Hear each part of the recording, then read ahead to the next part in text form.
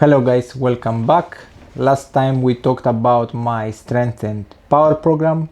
Today we will talk about a posterior chain program. Today's video will be a little bit shorter and the reasoning behind the exercise selection is not that complicated as last time. Today's program has 2 main lifts, 3 supplementary lifts and 2 lifts for the core. So let's get right into it. Let's start with the main lifts. Again, the reasoning is quite simple. We have to pick an upper body and a lower body lift. Both of them, they have to be heavy because we are targeting our strength properties. And if we remember what strength is the ability to exert force. So we're trying to do some really heavy lifting in here. For the posterior chain, I choose the deadlift, which is one of the most demanding posterior chain strength lifts. And for the upper body, I used a weighted pull-up. The deadlift goes first, as is the most CNS demanding lift of the session, and then we'll follow with the pull-up. So for the deadlift, I will start with 4 sets of 3 reps. The breaks in between will be anywhere between 3 to 5 minutes. There has to be a very big focus in very good technique here. We really don't want to add that extra 5 kilos that can affect our technique, and then we increase our injury risk. The deadlifts are way safer when they are done with proper loading and technique. My focus here is lower body strength. I am thinking that I am pushing the floor away from me, and my hands are hooks. They just add resistance. I am not trying to pull the weight with my hands, because then I'm changing the dynamics of the lift. And remember, at the end we treat it as a lower body exercise. After I finish my deadlifts, I get straight into the pull-ups. In this session we have the 2 types of pulls, which is a vertical and a horizontal pull. For the strength part, we are using the vertical. The reason I'm using weighted pull-ups is because if I do body weight pull-ups, I will most likely be able to do more than 15 reps, which will not really give me any strength benefits. This is more like a muscle endurance exercise. So I load with about 20 kilos here, and I do 4 sets of 4. Again, I could move more than 4 reps, but the purpose of these lifts are not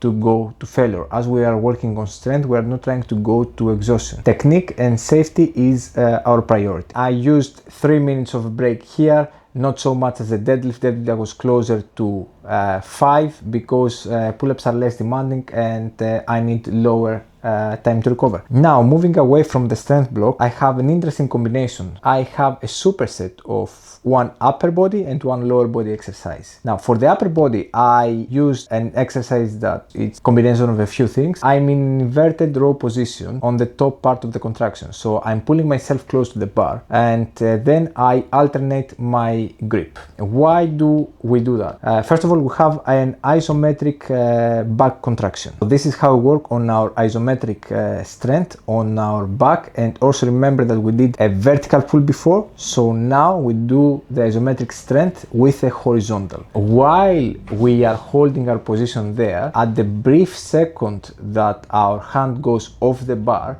our torso is trying to fall on the side. So we have some anti-rotation properties, as our body is trying to resist this rotation that we have.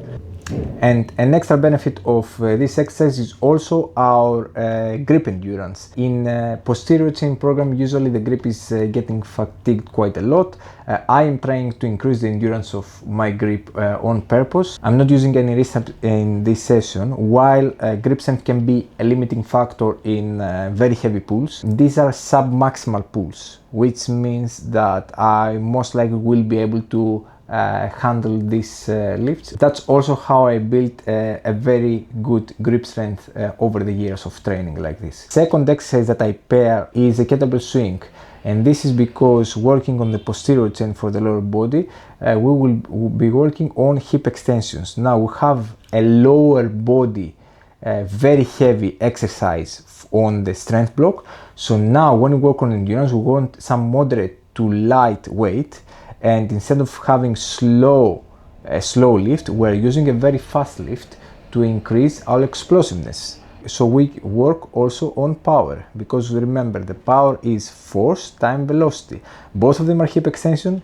One is loaded and slow, one is light and fast. It's very important here, since we work on endurance, the breaks here are minimal. So I set breaks of 30 seconds in between the rounds, and we are going for 5 rounds. That length of reps combined with explosive movements, it will also increase our heart rate, which can benefit us with aerobic capacity as well. We are moving to the last part, which is the core work. For the core work, I used some Jefferson curls. The reason I'm holding the barbell in my elbows is because if I have my arms fully extended, probably I will not go to that great length that I want to go with this lift.